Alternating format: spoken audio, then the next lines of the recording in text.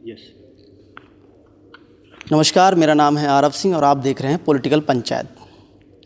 अभी हमारे साथ में एक ऐसी शख्सियत हैं जो पूरे भारत और विश्व में चर्चित हैं। प्रसिद्ध कथावाचक देवकीनंदन ठाकुर जी हैं। महाराज जी, आज आप जयपुर आए हैं। पहले तो हमारा सवाल यही रहेगा कि आपका जयपुर आगमन कैसे आना? 15 दिसंबर से लेके 21 दिसंबर तक कथा करनी है और युवाओं को धर्म को जनाना है, क्योंकि जब धर्म को जानेंगे तो कृष्ण को मानेंगे, तब उनको राम को मानेंगे, और जब राम को जानेंगे, राम को मानेंगे, तो उनके जीवन में परिवर्तन होगा, डिप्रेशन में नहीं जाएंगे और छोटी छोटी बातों में परेशान नहीं होंगे।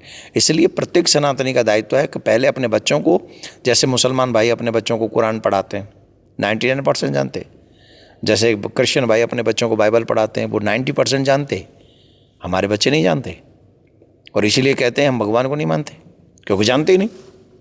तो माँ बाप की ड्यूटी है, हमारी ड्यूटी है, समाज की ड्यूटी है कि हमारे बच्चे रामायण को जानें, गीता को जानें, भागवत को जानें, तब भगवान को मानें।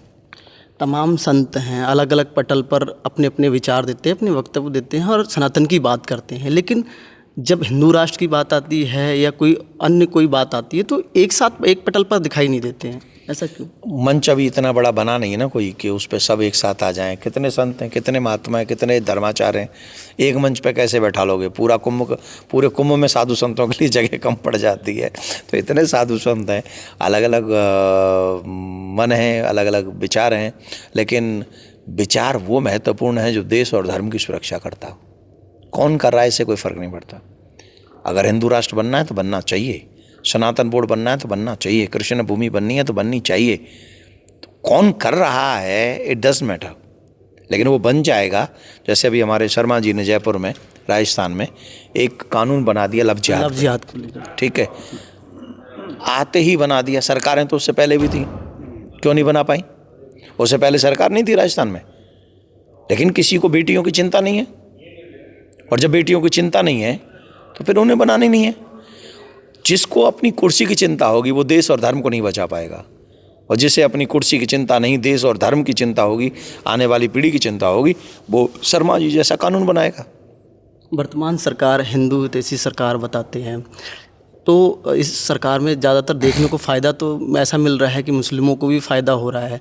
तो क्या लगता है कि ये हिंदू हितैषी सरकार में सर? देखिए, हम तो ये मानते हैं कि मुसलमान भी इसी देश में रह रहे हैं, पर अगर कोई मेरे से पूछेगा, अगर मेरे हाथ में थोड़ी बहुत चीज़ें हों, जैसे माइक मेरे हाथ में हो, तो मैं इसका प्रयोग करूँगा हिंदू फर्स्ट। ये कैमरा मेरे हाथ में होगा तो मैं कहूँगा हिंदू फर्स्ट, बाकी की सब सेकंड। इस देश में प्रधानमंत्री आवास हाउस बन रहे हैं तो सबसे पहले हिंदुओं की गरीबी मिटनी चाहिए। इस देश में अगर हिंदू हॉस्पिटल्स फ्री कर रहे हैं गरीबों के लिए, तो पहले हिंदू गरीबों का इलाज होना चाहिए। सबसे पहले हिंदू आना चाहिए। क्यों? वो लोग अपने देश मांग चुके हैं और जा चुके हैं, बहुत बड़ा हिस्सा वो ले जा चुके हैं। उसके बावजूद भी वो हमारा हिस्सा यहाँ से ले रहे हैं। हम जो हिंदू गरीब है वो नहीं जा पा रहा हॉस्पिटल में, सरकारी हॉस्पिटल्स में, उन्हें नहीं मिल रहे गरीब प्रधानमंत्री हाउसेस, वो भटक जाते, वो पीछे रह जाते हैं और उनकी पूरी लाइन लेंथ लगी हुई है। तो मैं चाहूँगा हर कंट्री में, हर स्थिति में भारत में हिंदू फर्स्ट होना चाहिए। अमेरिका में हो ही रहा है ना, पाकिस्तान में हो ही रहा है ना, बांग्लादेश में हो ही रहा है ना, सब जगह तो वो उनकी कंट्री का फर्स्ट हो ही रहा है, उनके लोगों का फर्स्ट हो रहा है। तो मेरे कंट्री में मेरे हिंदुओं का फर्स्ट क्यों नहीं होना चाहिए? कल सर जो दिल्ली में घटना घटित हुई है उसको लेकर के क्या कहें? मेरी संवेदना है और मैं उन दिवंगत आत्माओं के लिए प्रार्थना करता हूँ भगवान से। लेकिन एक बात और, इस बार पाकिस्तान का फुल एंड फाइनल इलाज होना चाहिए। धन्यवाद। क्या लग रहा था सर, जो अभी इलाज किया था, ऑपरेशन सिंदूर चलाया था, वो आधा अधूरा था? नहीं, आप एक बात समझ लीजिए ना, पूरा हो जाता तो आज का दिन नहीं देखना पड़ता ना, क्योंकि हमारे खून में है कि थोड़ी शांति रखते हैं हम लोग, और उनके खून में है वो कुछ न कुछ कुरेदते रहते हैं। तो इस बार फुल एंड फाइनल कर दें जिससे वो कुरेदने लायक ना बचें। सर अंतिम सवाल पूछूंगा, गायों को लेकर के बड़ी समस्या देखने को मिलती है। वर्तमान सरकार हालांकि बात तो करती है गायों की, लेकिन गाय कचरा खाते हुए नजर आ जाती हैं, तमाम जो है रोडों पर, सड़कों पर मिलती हैं। ये हम सब हिंदुओं के लिए सोचनीय विषय, सरकारों के लिए भी विषय है।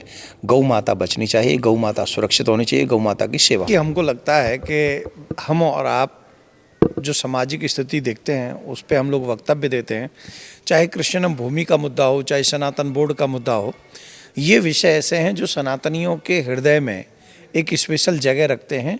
हम लोगों के दर्द हैं, हम लोगों की प्रॉब्लम्स हैं। हमारे मंदिर सरकारों के अंडर नहीं होने चाहिए।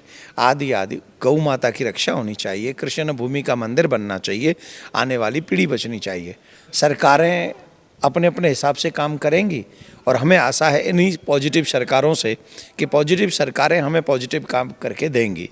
दूसरी, अभी मैं यहाँ उपस्थित हूँ जयपुर में, तो जयपुर में 15 दिसंबर से लेके 21 दिसंबर तक जो श्रीमद् भागवत कथा है, देखिए कथाओं के माध्यम से जो हम कर रहे हैं वो युवाओं को धर्म को बताने का प्रयास कर रहे हैं। आप एक बात देखिए, मुसलमान भाइयों के 99% बच्चे जानते हैं कुरान में क्या है, क्रिश्चियन भाइयों के 90% बच्चे जानते हैं बाइबल में क्या है।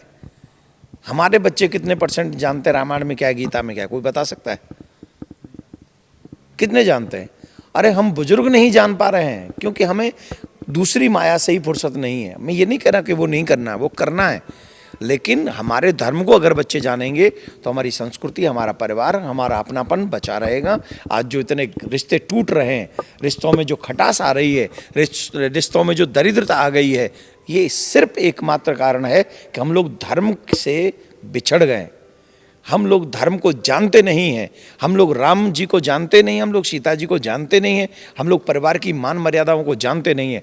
और मैं जिस राजस्थान में खड़ा हूँ, यहाँ तो परिवारों की मान मर्यादा के लिए, सम्मान के लिए, एक एक शब्द की सच्चाई के लिए लोग अपने प्राण तक देते हैं। ऐसी ये भक्तों की भूमि, ऐसे ये महायोद्धाओं की भूमि, ऐसे ये परंपराओं को निभाने वालों की भूमि है। तो मैं ये चाहूँगा कि जब मैं यहाँ कथा करूँ तो यहाँ पर सभी सनातनी अपने बच्चों के सहित पहुँचें, अकेले नहीं। कथा सुनना सिर्फ बुजुर्गों का विषय नहीं, युवाओं का विषय है। युवा धर्म को जानेंगे तो भगवान को मानेंगे, अगर भगवान को मानेंगे तो गलत काम करने से डरेंगे और वो हमारे परिवारों के मान मर्यादाओं को निभा सकेंगे। इसके लिए यहाँ पर आए हैं। कल जो घटना हुई दिल्ली में, बम ब्लास्ट होता है, जिस तरह की घटना है, जिस तरह से देखिए, उनके जो तार जुड़े हुए हैं उन्हीं लोगों से जुड़ के सामने आते हैं। देखिए, ये पाकिस्तान उस कुत्ते की पूंछ है। आप कितनी भी ट्राई कर लो उसे सुधरने का, वो नहीं सुधरने वाला। जब रोग कैंसर हो जाए तो फिर इलाज कैंसर की ही तरह करना चाहिए। ये पाकिस्तान कैंसर का रोग है और हम इलाज उसको सिर्फ ऐसा करते हैं जैसे कि बुखार आ गया है या सर में दर्द है। वो सर दर्द नहीं है, वो कैंसर है। एक बार ऐसा इलाज कर दो जैसे इजराइल ने हमास का इलाज किया है।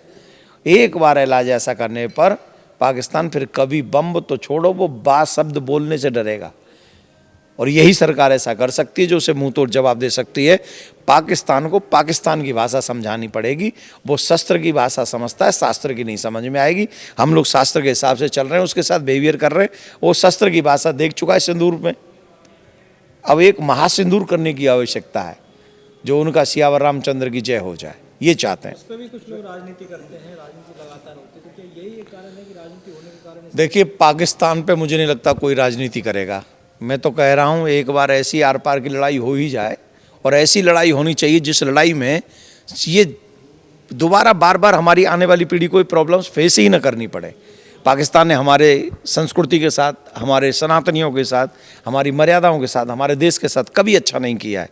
उसने गलत किया है और गलत को सही तरीके से ट्रीटमेंट करना ही पड़ेगा। इसमें महाराज, क्योंकि एक हिंदू राष्ट्र की मांग चल रही है जी, तो हिंदू राष्ट्र कैसे बनेगा? क्योंकि जो मुस्लिम जो बंटवारे के टाइम पे जो भारत में रह गए थे, तो उन्हें कैसे बाहर किया जाएगा और कैसे हिंदू राष्ट्र की स्थापना? नहीं, उन्हें बाहर भेजने की बात ही नहीं है। हम उन्हें बाहर भेजने की बात ही नहीं कर रहे। अभी जो सनातन एकता यात्रा चल रही है हमारे धीरेन्द्र शास्त्री जी की, वो कोई मुसलमानों को अलग करने की बात नहीं कर रहे हैं। लेकिन ये देश हिंदुओं का है, हिंदुओं का था और हिंदुओं का रहेगा। ऐसी व्यवस्था बना देनी चाहिए। अगर ये देश हिंदुओं के लिए हिंदू राष्ट्र नहीं घोषित हुआ तो आने वाले समय में आप डर पेंगे। आप फिर ये माइक लेके नहीं चल सकेंगे, आप खुद नहीं चल सकेंगे। इस पर आपको उर्दू लिखनी पड़ेगी। और ये बात को जो आज राजनीति कर रहे हैं वो नहीं समझ रहे हैं, और समय से समझ लें तो आने वाली पीढ़ी को वो फेस नहीं करना पड़ेगा। और आज ही समझना है, आज ही समय है, कल के लिए कोई समय नहीं। धन्यवाद। हिंदू राष्ट्र की आपने कहा कि ये देश हिंदू था, हिंदू रहेगा आगे भी, और हमारी पीढ़ियों के लिए भी ज़रूरी है सनातन धर्म की रक्षा हो, सनातन संस्कृति की रक्षा हो। लेकिन 2014 से अब 2025 हो गया, अब तमाम साधु संत गौ माता को राष्ट्रीय पशु आपको लगता नहीं कि हम लोग इस विषय के लिए बार बार उठाते हैं? जब जब धर्म संसद होती है, गौ माता हमारे हृदय का विषय है, कृष्ण भूमि हमारे हृदय का विषय है। आने वाली पीढ़ी उसको बचाए रखना। आज कितनी लड़कियां भाग के जा रही हैं और कितनी लड़कियों के साथ में पूरा परिवार मिलकर गैंग रेप कर रहा है, ये आप लोग नहीं जानते? परमानेंट सॉल्यूशन चाहिए इसका। अगर देश बचाना है तो देश को बचाने के लिए काम करना पड़ेगा। हम सरकारों से निवेदन करते रहेंगे, थकेंगे थोड़ी। देखो ये आपका काम है माइक लेके जाना, ठीक? अब सामने वाला क्या बोलेगा उस पर छोड़ दो। हमारा काम है अपना काम करना। भगवान ने कहा कर्मण्येवाधिकारस्ते मा फलेषु कदाचन, तुम कर्म करो फल मैं दूंगा। तो जब भगवान उनमें बैठ जाएगा तो फल हमारे पास पॉजिटिव आएगा। धन्यवाद। बोल सनातन धर्म की जय। बोल